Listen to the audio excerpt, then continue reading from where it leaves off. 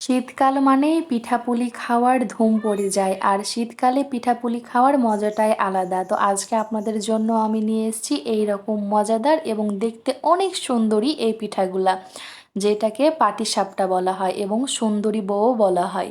আসসালামু আলাইকুম, পিয়ার প্রতিদিন ব্লগে আপনাদের সবাইকে ওয়েলকাম।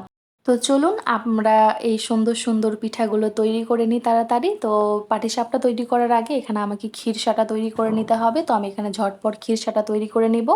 এজন্য একটা প্যানে আমি 2 কাপ দুধ ব্যবহার করেছি। এখানে আমি গরুর দুধটা ইউজ করিনি, এখানে আমি পাউডার মিল্কটা ইউজ করেছি। 1 কাপ পাউডার মিল্কে আমি পানি দিয়ে গুলিয়ে 2 কাপ করে নিয়েছিলাম এবং আগে একটু হালকা জাল দিয়ে রেখেছিলাম।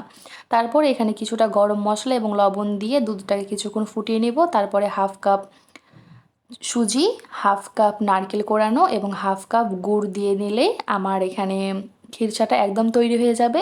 এবং ক্ষীরসার টেস্টটাকে আরও বেশি এনহ্যান্স করতে এখানে আমি 1 চা চামচ মতো ঘি ইউজ করেছি। তো এটা ততক্ষণ পর্যন্ত রান্না করব যতক্ষণ পর্যন্ত না একটু টেনে আসে, আর ঠান্ডা হওয়ার পরে এটা আরও বেশি টেনে আসবে। তো আমার ক্ষীরসাটা ঝটপট তৈরি হয়ে গেল। আর এখানে আমি এখন তৈরি করে নেব পাটিসাপটার ব্যাটারটা। আর আপনার পাটিসাপটার ব্যাটার যদি পারফেক্ট হয় তাহলে আপনার সবগুলো পাটিসাপটা অনেক বেশি সুন্দর হবে। সেজন্য আমি এখানে 2 কাপ চালের আটা নিয়েছি, আর এটা আমি বাজারে কেনা চালের গুঁড়াটা ব্যবহার করেছি। আপনারা বাসাতেও তৈরি করে নিতে পারেন। তারপরে এখানে আমি 1/2 কাপ মতো গমের আটাও ইউজ করেছি, যেন পিঠাটা নরম হয়। তারপর অল্প একটু লবণ দিয়ে আমি অল্প অল্প করে পানি দিয়ে আমি ব্যাটারটাকে ভালো করে গুলিয়ে নেব। আর ব্যাটারটা ভালোভাবে আমার গুলিয়ে নেওয়া হয়ে গেলে আমি টেস্টটাকে আরেকটু বাড়াতে এখানে 1/2 কাপ আমি গুঁড়া দুধ ইউজ করলাম। আপনারা সম্পূর্ণ ব্যাটারটাই গুঁড়া দুধ দিয়ে অথবা গরুর দুধ দিয়ে আপনারা ব্যাটারটা তৈরি করে নিতে পারেন। তো লাস্টে এরকম করে গুঁড়া দুধটা দিলে টেস্টটা অনেক বেশি ভালোবাসে। তো দেখছেন আমার ব্যাটারের কনসিস্টেন্সি এরকম হয়েছে, এরকম ঠিক এরকম থাকবে। তখন আপনি ঢাকনা দিয়ে ঢেকে 1 ঘন্টা রেস্টে রেখে দিবেন। তাহলে দেখবেন আপনার সবগুলো পাটিসাপটা অনেক বেশি পারফেক্ট হবে।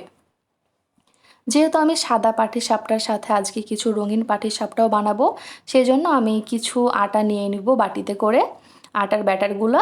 তারপরে আমি এখানে কিছু রং ব্যবহার করব। তো আমি এখানে আমার পছন্দ মতো কিছু কালার ইউজ করেছি, যেমন সবুজ, তারপরে গোলাপি, তারপরে হলুদ। আপনারা আপনাদের পছন্দ মতো যে কোনো কালার নিয়ে নিতে পারেন। একটু রঙিন হলে জিনিস দেখতে কিন্তু ভালো লাগে, আর পিঠাটা কিন্তু রঙিন হলে সত্যি দেখতে অনেক বেশি সুন্দর লাগে। টেস্টের তেমন হেরফের হয় না, কিন্তু দেখতে সুন্দর লাগে। আর কথাই আছে, প্রথমে দর্শনধারী তারপরে গুণবিচারী, তাই না? তো দেখতে সুন্দর হলে আপনার খেতে ভালো লাগবে। তো প্রথমে আমি গোলাপি কালারের ব্যাটারটা কিছুটা এরকম করে দিয়ে নিলাম। তারপরে আমার সাদা যে ব্যাটারটা ছিল সেইটা দিয়ে আমি পুরটা দিয়ে নিলাম। আর এভাবে করে আপনারা করে নিতে পারবেন। আর অবশ্যই ব্যাটার দেওয়ার আগে একটু তেল দিয়ে কড়াইটা মুছে নেবেন প্রত্যেকবার, তাহলে আর উঠতে সমস্যা হবে না পিঠাগুলা। আর ননস্টিকের কড়াই ব্যবহার করলে একটু সুবিধা হয়, যেন আপনার পিঠাগুলো সম্পূর্ণ সঠিকভাবে উঠে আসে। তো দেখছেন আমার কথা বলতে বলতে সবগুলো পিঠাই তৈরি হয়ে গেছে। আর এভাবে করে ব্যাটার আপনার পুরটা দিয়ে নেবেন যে যেরকম পছন্দ করেন। আমি কম বেশি করে দিয়ে নিয়েছি। তো এই যে আমার পিঠাগুলো সব তৈরি হয়ে গেছে, দেখছেন কেমন রঙিন রঙিন এবং সাদা সাদা পিঠা, দেখতে অনেক বেশি সুন্দর। তো একটা কেটে দেখাই।